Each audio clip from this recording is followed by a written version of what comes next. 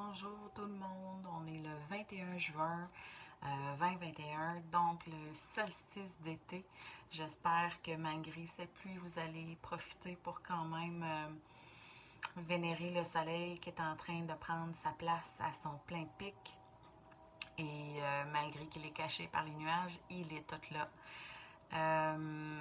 Donc, pour ceux qui ne peuvent pas faire part de la célébration que j'organise de l'ITA, solstice d'été et la cérémonie de la pleine lune, le 23 juin chez moi, je voulais vous faire part d'une petite légende du roi Hou et le roi Chêne concernant justement le solstice d'été.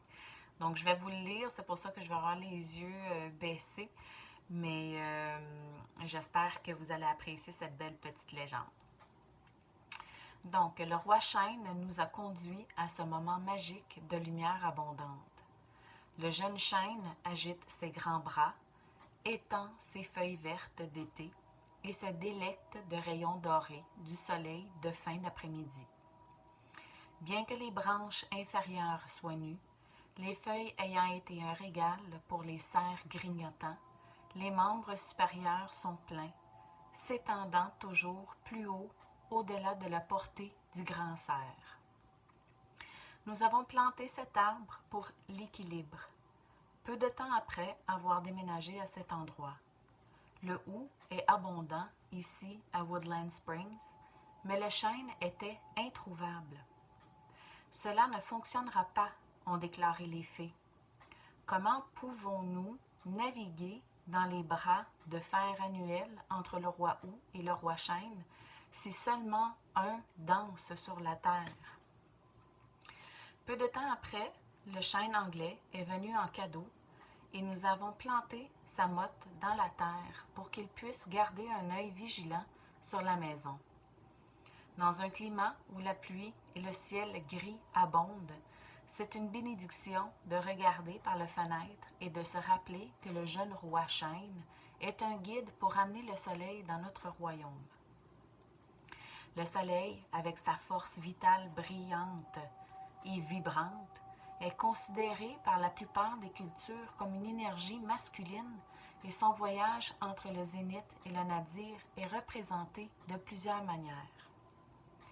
Pour les fées, qui sont les créatures de la terre et de la nature, l'image du voyage du soleil est considérée comme la danse de bataille éternelle entre le roi chêne, qui est né au milieu de l'hiver et règne jusqu'au solstice d'été, et le roi hou, qui préside l'autre moitié de l'année. Le roi chêne est né au milieu de l'hiver, au moment de la plus grande obscurité, et s'est renforcé au cours de l'année croissante. Son énergie passe par le jeune cerf qui saute à travers la prairie, ses bois en croissance, encore recouverts du duvet qu'il déteint plus tard sur les arbres. Les mûres n'ont pas encore fleuri, les nouveau-nés d'hirondelles n'ont pas encore quitté le nid, et l'impression que l'été ne fait que commencer.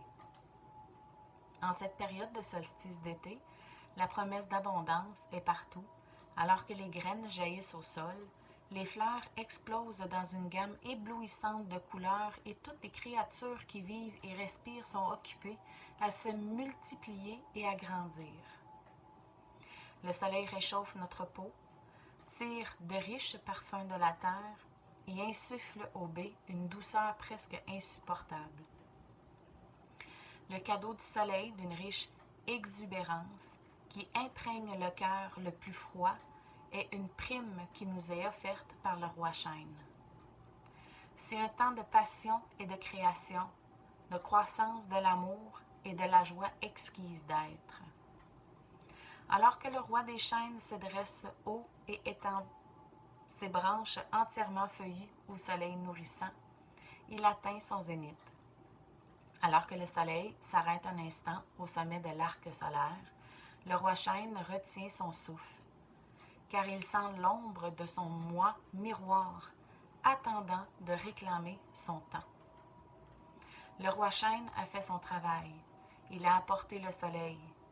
Bien que nous, les mortels, commencions à peine à nous réjouir de la joie, de nous débarrasser de nos vêtements chauds et de passer des après-midi langoureux à l'ombre d'un arbre accueillant, le roi Chêne sait qu'il est temps de commencer son retrait et de laisser le roi Hou entrer en scène pour diriger le cycle à travers la période de récolte jusqu'au milieu de l'hiver.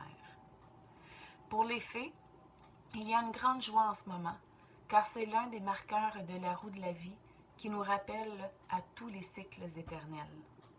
Il nous demande d'honorer le roi Chêne, qui a fait un travail si magnifique et invoquant le soleil pour apporter la plénitude de la vie à notre royaume. Il nous rappelle que, même au milieu d'une grande tristesse et d'une grande destruction, le roi Chêne et le roi Hou continueront leur danse. Le flux et reflux éternel de la vie est un mystère qui est un secret même pour eux. Mais ils savent qu'ils en font partie et que la toile les retient comme nous tous, y compris les rois de Chêne et de Hou. Bénédiction lumineuse en ce solstice d'été.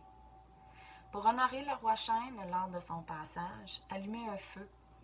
Nourrissez les fleurs parfumées et d'herbes de la saison pour parfumer le roi Chêne. Donc voici la petite légende entre les deux frères, le roi Chêne et le roi Hou. J'espère que vous avez apprécié. C'est une histoire vraiment très mythique, très poétique. Alors, partagez-la pour que les gens puissent connaître cette belle légende des deux frères Chêne et Hou. Et j'espère que ça va vous aider à comprendre un peu plus le solstice d'été et le solstice d'hiver, que je partagerai aussi la légende quand ce sera le temps. Bon solstice d'été à vous tous!